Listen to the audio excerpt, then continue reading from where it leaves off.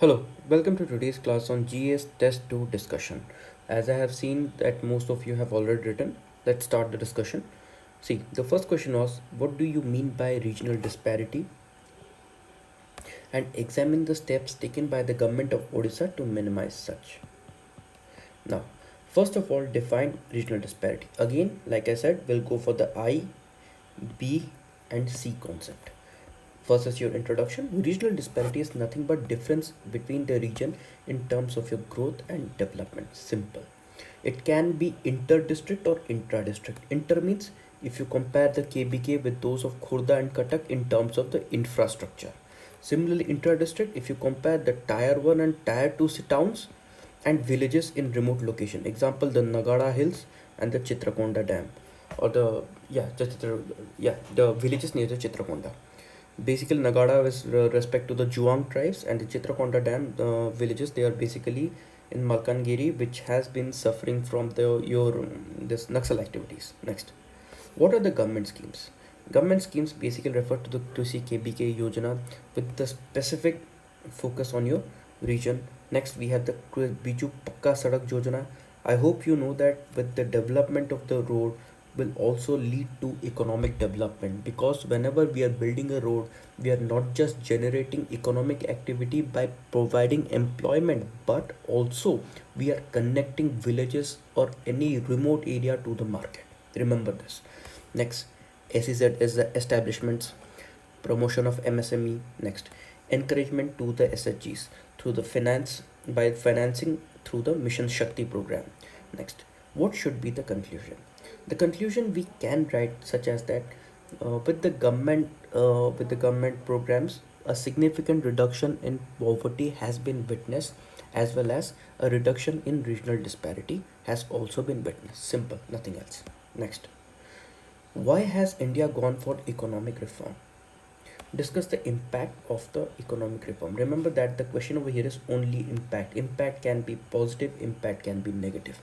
So first of all is that first of all your I again, that is your introduction.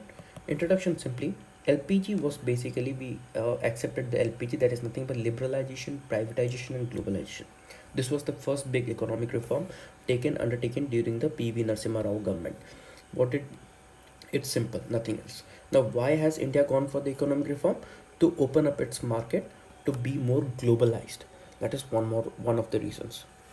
And another one reasons we can see is that for the economic development, that is number two reasons. Now, what was the see? Basically, I would say that here you would get this basically a 10 markers question. I think so. Yeah. This basically I would say that here 5 marks and here also 5 marks. Now, impact over the basically impact is both positive as well as negative. The positive impact includes your increasing investment in the terms of FPI, means foreign portfolio investment, and FDI. This are just a second, I'll just reduce it. Yeah. Next, in terms of employment generation, yes, there has been a generation in the employment. Next, a strong service sector. That is another one thing, that with this LPG, what happened, our service sector became very strong. Next, increase in the export, especially in the services. Next, what are the negative impact? See, we skipped manufacturing. It means that after this 1991, what we actually thought was that the focus would be on manufacturing. No, but the focus went on to the service. Hence, what happened? Employment was restricted to service sector only, and service sector will give only less employment, not much more. Hence, and the benefit of the LPG never percolated to the rural area regions, means it was basically confined to the town. The MNC came, they established their this offices wherever in the town itself, because in the town there were more population with greater purchasing power. Next, volatility of the Indian rupee. Now the Indian rupee started becoming volatile, it started increasing when compared to the dollar. Basically, remember that your rupee increases or your rupee decreases, rupee appreciates or rupee depreciates as per the export of the nation and nothing else. If your export is high, rupee will appreciate. Export is low, rupee depreciate. So India's export was low, hence the volatility of the Indian rupee. Next, Indian economy became vulnerable to global shocks. The 2008 recession, as well as the 2020 pandemic. The 2020 pandemic, basically what happened, as you can see, it has led to the global slowdown, and this has affected India. Though Indian economy is strong, but again, we are, we will be entering into a global recession in the coming future. Next, what can be the conclusion? The conclusion is that the recent PM's clarion call, that calls for self-sufficiency, that our economy should be self-sufficient and we should stop depending upon the other economy. This is what PM has exclusively said, and this is what we should also remember, that this should be our economic reforms 2.0, nothing but self-sufficiency. Next, role of the corporate sector in economic development, very simple. Introduction: the corporate sector contribution is immense. They are, first of all, in employment generation, second is development of the self-sufficiency, next is CSR. What is CSR? CSR is nothing but your corporate social responsibility, and this corporate social responsibility has led to social development. Next, increase in the export. Next, another thing that we can add is that the corporate sector have immensely contributed to the skill development. Hence, last but not least, what should be the conclusion? Hence, this contribution of the corporate sector is significant. Simple, done with the answer. Next, in the post-reform period, Odisha economy is growing fast, but the poverty among the masses has not reduced perceptibly. Elucidate. Now remember that poverty is multi-dimensional. Prior to that, remember that we had a definition of the World Bank based upon income.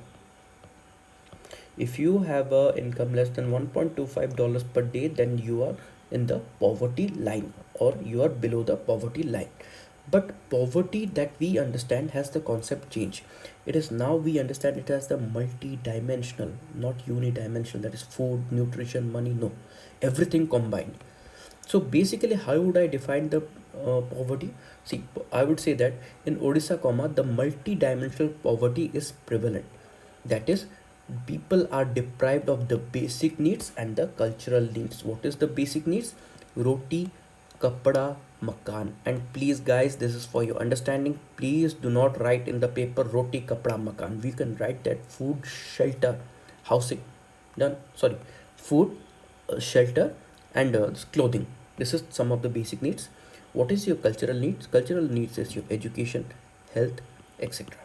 Now, what is the problem that we are facing? First of all, is the lack of resources, financial. This is the biggest problem that we have. We do not have the adequate finance to supply to all. Next, manufacturing activity is growing at a slow pace. Remember that Odisha GDP major contributor is your service sector and not your manufacturing, because manufacturing gives the largest number of employment when compared to the service sector. If we could establish more number of manufacturing hubs, then only our poverty could be reduced drastically. Next, corruption. What is this corruption? See, most of you would be going for the civil service. As you join that, you would see that how the system functions. People have a system of taking a percentage. What is this percentage? Corporator will have a percentage, the BDO, Tahsildar, they would have a percentage. This remains a prevalent thing. But there are also very honest people who do not do such things. But corruption remains a major issue. Corruption, that people, that is the true beneficiary, they do not get what they want. The true beneficiary do not get the government services meant for them. True beneficiary do not get the government programs benefit. Last but not least, topography. How is topography? See, the Odisha, there are hilly terrains. Almost a major part of Odisha is covered by the hilly terrains.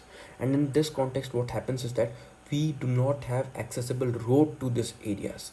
Take the example of the Nagada Hills. We do not have accessible road to those regions. As a result of which, what happens is that the people over there are in extreme poverty. Next, Naxalism. 15 out of 30 districts in Odisha is affected by Naxalism.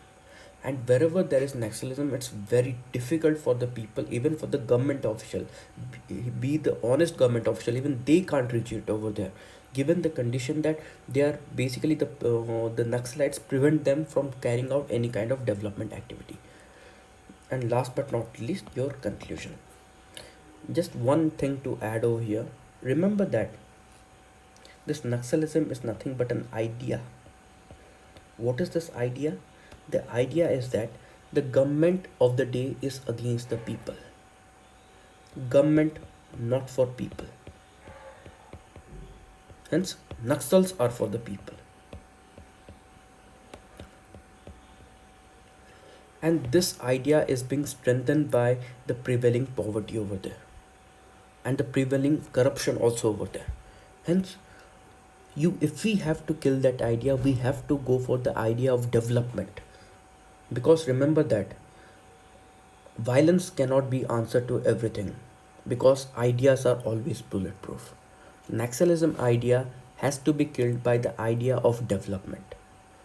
Violence will have no effect upon Naxalism. Only with development we can truly tackle Naxalism. Thank you for today's class. I hope that this you could gain something out of it. Thank you.